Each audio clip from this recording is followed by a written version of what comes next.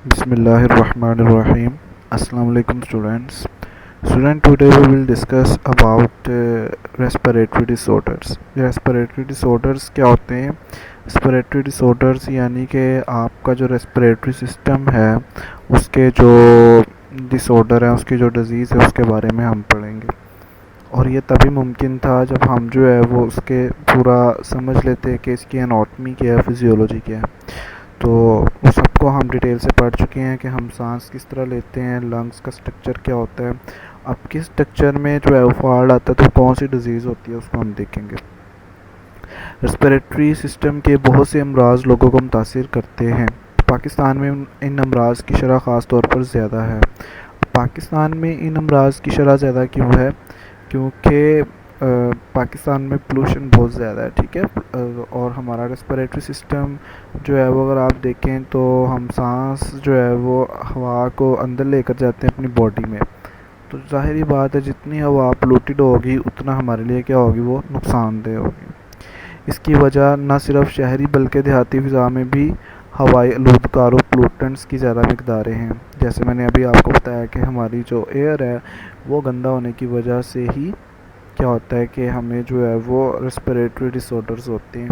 चंद अहम रेस्पिरेटरी अमराज आगे बयान किए गए हैं। सबसे पहला जो रेस्पिरेटरी सिस्टम का मर्ज़ है या जो डिजीज़ है वो क्या है, ब्रोंकाइटिस। अब वर्ड क्या है, ब्रोंकाइटिस। ब्रोंकाई क्या है, ठीक है। ब्रोंकाई ये है कि आपने पढ़ा था कि जब जो है वो ट्रैकिया डिवाइड होता है। अगर यहाँ पर आप आएँ इस डायग्राम में तो ये क्या है, ट्रैकिया। अब ट्रैकिया जो है वो जब यहाँ पर आकर थोरैक्स कैविटी में आपने पढ़ा था डिवाइड हो रहा है यहाँ पर, तो जहाँ पर ये थोरैक्स ट्रैकिया डिवाइड होता है तो आगे इसके क्या बन जाते हैं, ब्रोंकाई, ठीक है। फिर ब्रोंकाई आपने पढ़ा था, आगे जो है वो तकसीम होती है, ब्रोंक्यूल्स बनते हैं। तो हेयर इज़ ब्रोंकाई, ये है ब्रोंकाई हमारी, ठीक है। अब यहाँ पर देखें तो ये नॉर्मल ब्रोंकियल ट्यूब है और ये जो है वो ब्रोंकाइटिस है। अब ये क्या होती है इसको देखते हैं हम। ब्रोंकाई या ब्रोंक्यूल्स में होने वाली सोजिश इन्फ्लेमेशन को ब्रोंकाइटिस कहते हैं, ठीक है। ये हमारी ब्रोंकाई है, उसने कहा ब्रोंकाई के अंदर यहाँ ब्रोंक्यूल्स के अंदर क्या होती है, इन्फ्लेमेशन हो जाती है, सोजन हो जाती है, उसे आप क्या कहते हैं, ब्रोंकाइटिस कहते हैं। इस सोजिश में ट्यूब्स के अंदर म्यूकस की बहुत ज़्यादा सिक्रीशंस निकलती हैं जिनसे ट्यूब्स की दीवारों में सोजन हो जाती है और ट्यूब्स अंदर से तंग हो जाती हैं। अब होता क्या है कि ये आपको जो एक थिक सी लेयर नज़र आ रही है, बेसिकली इसकी क्या है, म्यूकस ट्यूब होती है। और यहाँ से जो है वो क्या होता है, यहाँ पर देखें ये इसका डायमीटर जो है वो बड़ा और यहाँ पर डायमीटर क्या हो चुका है, कम हो चुका है। ये क्या हो चुकी है, स्वेल हो चुकी है और यहाँ पर क्या म्यूकस आ चुका है। अब ज़ाहिरी बात है अगर यहाँ से ये तंग होगी और म्यूकस आ जाएगा तो सांस लेने में क्या होगा, प्रॉब्लम होगी। इसकी वजह वायरसेस, बैक्टीरिया या सोजिश पैदा करने वाले केमिकल्स मसलन तंबाकू का धुआं होते हैं। तो ये जो है वो किससे होता है, सोजिश पैदा करने वाले केमिकल्स या जो है वो वायरसेस, बैक्टीरिया वगैरह। अब सोजिश पैदा करने वाले केमिकल्स कौन से हो सकते हैं, जैसे यहाँ पर उसने एग्जांपल भी दी है, तंबाकू का धुआं जो सिगरेट नोशी लोग करते हैं उनमें जो है ये ज़्यादा पाया जाता है। ब्रोंकाइटिस की दो बड़ी इकसाम है, यानी एक्यूट और क्रॉनिक। अब वो कहता है ब्रोंकाइटिस दो तरह की होती है। एक्यूट जो है वो एक ऐसी बीमारी होती है, एक्यूट किसी भी बीमारी के साथ आ जाए तो उसका मतलब क्या होता है कि ये जो है वो थोड़े अरसे के लिए होगी। और क्रॉनिक क्या होता है, क्रॉनिक होती है लंबे अरसे के लिए, ठीक है। एक्यूट ब्रोंकाइटिस आमतौर पर तकरीबन 2 हफ्ते तक रहता है और मरीज़ ब्रोंकाई या ब्रोंक्यूल्स को मुस्तकिल नुकसान पहुंचाए बगैर ही सेहतयाब हो जाता है। तो इसका मतलब क्या है कि एक्यूट जो है वो 2 हफ्ते तक रहता है, उसके बाद वो खुद ब खुद ही क्या होता है, ठीक हो जाता है और इससे जो है वो ब्रोंक्यूल्स को नुकसान नहीं पहुंचता।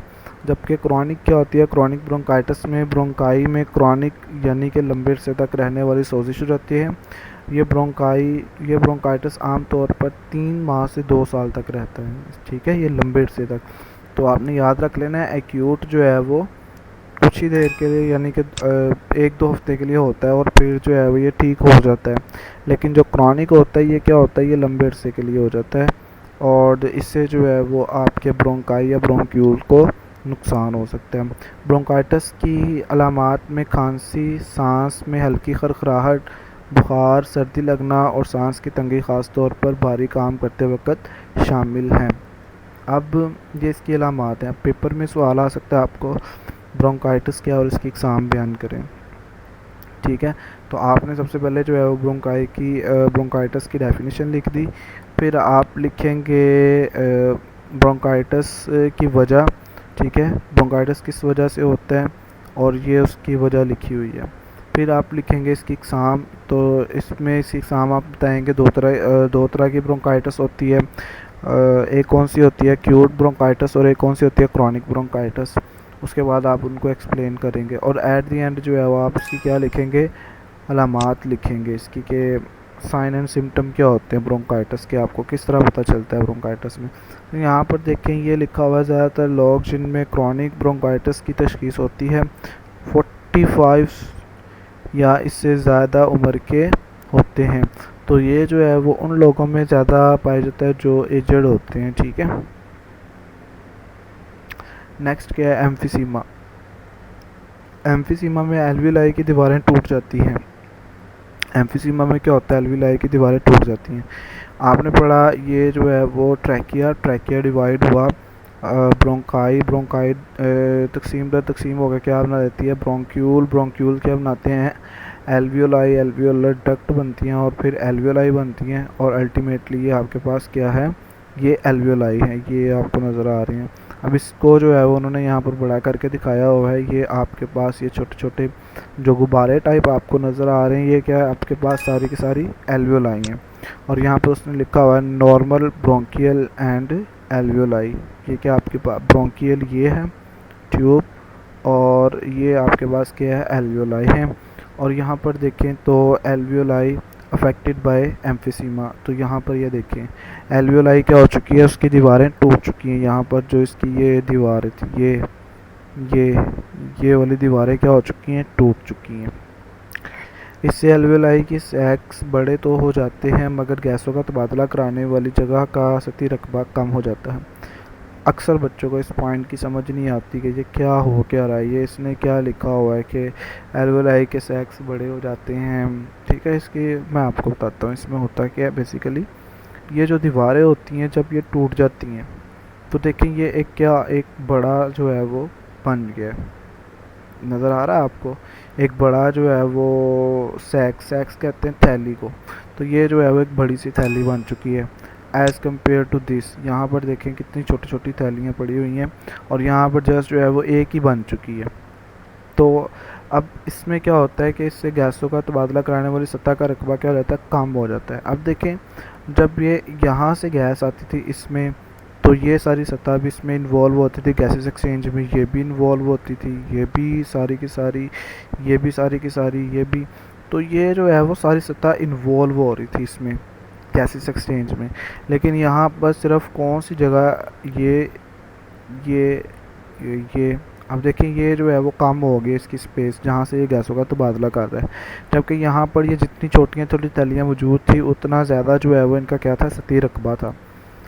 तो जब फेफड़ों का टिश्यू टूटता है तो एक्सपिरेशन के बाद फेफड़े अपनी पहले वाली शक्ल में वापस नहीं आते।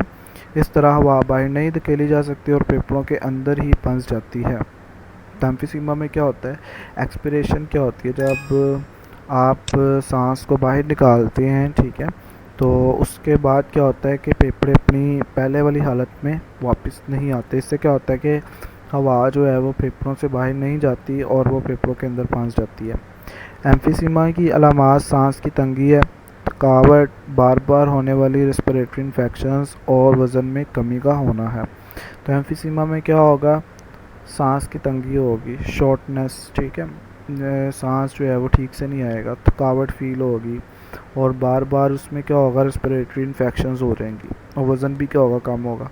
जब एम्फीसीमा की अलामात ज़ाहिर होना शुरू होती हैं तो इस वक्त तक अमूमन मरीज़ अपने फेफड़ों का 50 to 70% टिश्यू खो चुका होता है।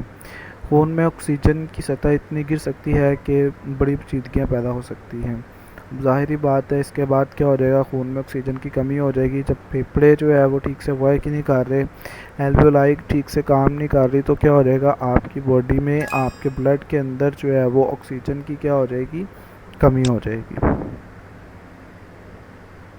नेक्स्ट हमारे पास है जी नमूनिया। अक्सर आप सुनते भी रहते हैं नमूनिया हो गया जी, फ़लाँ बच्चे को नमूनिया। नमूनिया बेसिकली क्या होता है, नमूनिया फेफड़ों में होने वाला एक इन्फेक्शन है। फेफड़ों में क्या होता है, ये एक इन्फेक्शन होता है। अगर ये इन्फेक्शन दोनों फेफड़ों को मुतासिर कर दे तो इसे क्या कहते हैं, डबल नमूनिया। अगर एक नमूनिया में इन्फेक्शन है तो वो सिंपल हम उसे नमूनिया कहेंगे, और अगर जो है वो दोनों फेफड़ों को मुतासिर कर देता है तो उसे हम क्या कहेंगे, डबल नमूनिया कहेंगे। इस इन्फेक्शन की सबसे आम वजह बैक्टीरियम जो स्टेप्टोकोकस न्यूमोनियाई कहलाता है। तो ये आपके पास क्या है, ये स्टेप्टोकोकस है। ये आपको जो नज़र आ रहा है ना, स्टेप्टोकोकस बेसिकली जो है वो चेन की शक्ल में होती है।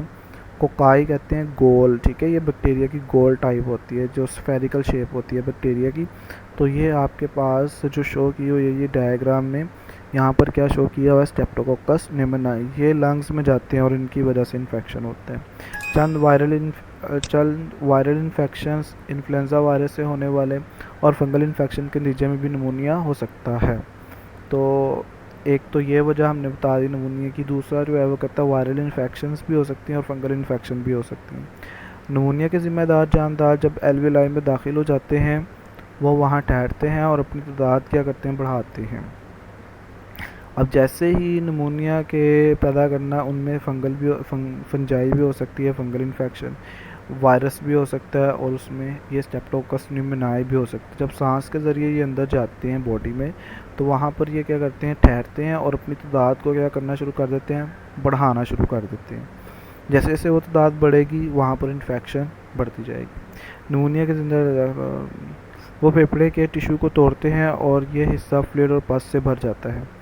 अगर आप यहाँ पर देखें, लुक हेयर, तो ये आपके पास क्या है, सारी एल्वेओलाई हैं, और जब एल्वेओलाई में इन्फेक्शन होता है तो ये क्या लिखा हुआ है, फ्लूइड इन एल्वेओलाई। तो एल्वेओलाई में क्या होता है, फ्लूइड भर जाता है। ये देखें, ये नॉर्मल एल्वेओलाई है और यहाँ पर क्या हो चुका है, फ्लूइड, पस पड़ चुकी है, ठीक है। जिसका जब आप देखते हैं कि खांसी आती है तो उसमें रेशा वगैरह, ठीक है, होता है, तो वो बेसिकली वो क्या होता है, वो बैक्टीरिया या वायरस यहाँ जो है वो फंजाई की वजह से जो इन्फेक्शन होती है वहाँ पर पस पड़ना शुरू हो जाती है। फ्लूइड इन ब्रोंकाई, तो यहाँ पर देखें ब्रोंकाई के अंदर भी क्या पड़ा हुआ है, फ्लूइड पड़ा हुआ है। अब जो है वो इसमें इसकी अलामात क्या हो सकती हैं, नमूनिया की अलामात में सर्दी लगना, और इसके बाद तेज़ बुखार, कपकपाहट, सर्दी लगेगी, उसके बाद जो है वो तेज़ बुखार हो जाएगा, कपकपाहट होगी, और बलगम भरी खांसी है, ठीक है। जिस तरह यहाँ पर ये बलगम भरी खांसी, बलगम बेसिकली यही है।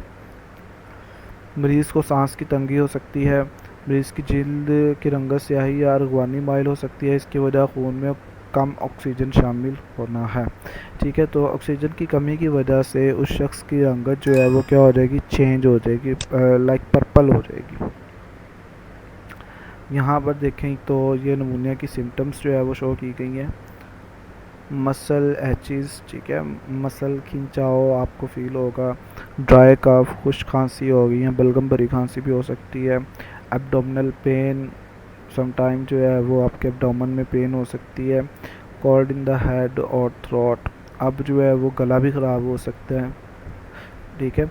इसके अलावा जो है वो फीवर विद शिवरिंग, बुखार, सर्दी लगना, चेस्ट पेन और नोजियन वॉमिटिंग आपको जो है वो मतली होगी या क्या आएगी। स्टेप्टोकोकस न्यूमोनियाई से होने वाले नमूनिया से बचाव की वैक्सीन दस्तियाब हैं। अच्छा, ये वो नमूनिया जो स्टेप्टोकोकस की वजह से होता है उसके लिए वैक्सीन दस्तियाब है। इस तरह के नमूने के इलाज में एंटीबायोटिक्स इस्तेमाल की जाती हैं, लाइक नोविडेट वगैरह, सिप्रोफ्लॉक्सासिन वगैरह।